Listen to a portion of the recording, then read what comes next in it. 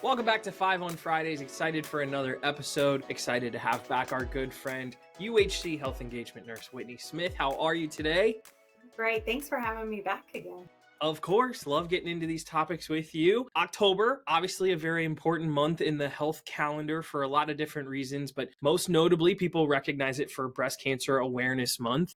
It's something that's recognized worldwide, but specifically really a focus in Central Ohio as well. So, Whitney, in this episode, what do you want people to know about breast cancer, and why do we bring so much awareness to this cause and this issue every year around October? Yeah, it is true. There is no shortage of breast cancer awareness in Columbus. Stephanie and Chris Spielman have accelerated cancer research and treatment capabilities here in Central Ohio. If you don't know the Spielmans, I encourage you to look up their story. It is inspirational. Many years, Columbus has been the host of the largest Komen Race for the Cure in the country. This happens every May. Although Susan G. Komen wasn't local, our community has greatly utilized the foundation's resources. If you or a loved one have been affected by breast cancer, I encourage you to join the tens of thousands of individuals on this day in May. It's full of love and support and inspiration. This topic is important because according to the National Breast Cancer Organization, 1 in 8 women will be diagnosed with breast cancer. Though this statistic is alarming, the rates of diagnosis and death from breast cancer are decreasing. Better screening,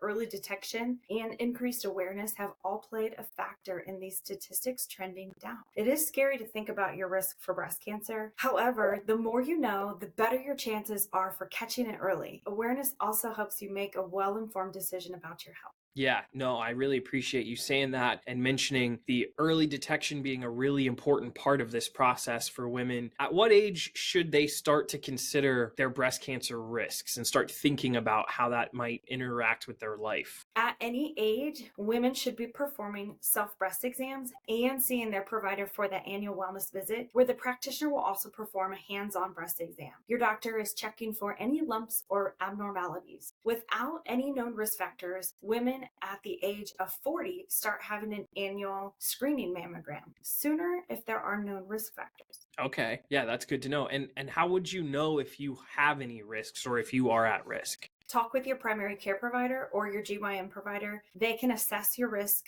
by understanding any family history or personal health history that you may have experienced. Yeah, okay, that makes sense. What else should we know about mammograms and what to expect from them? Sure. Initially, you will have a screening mammogram. This is a type of x-ray for your breasts, checking for any unusual tissue or lumps.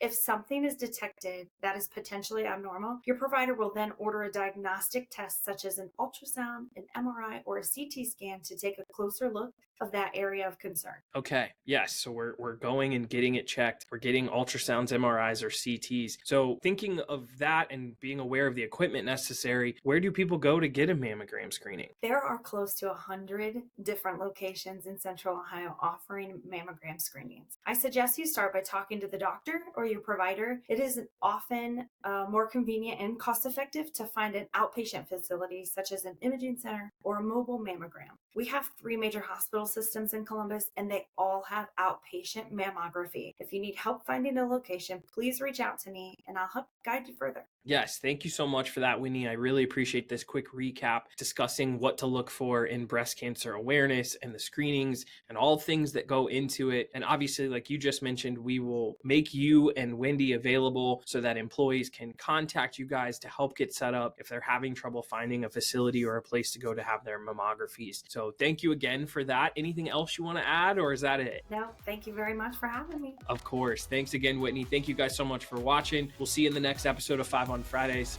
Take care.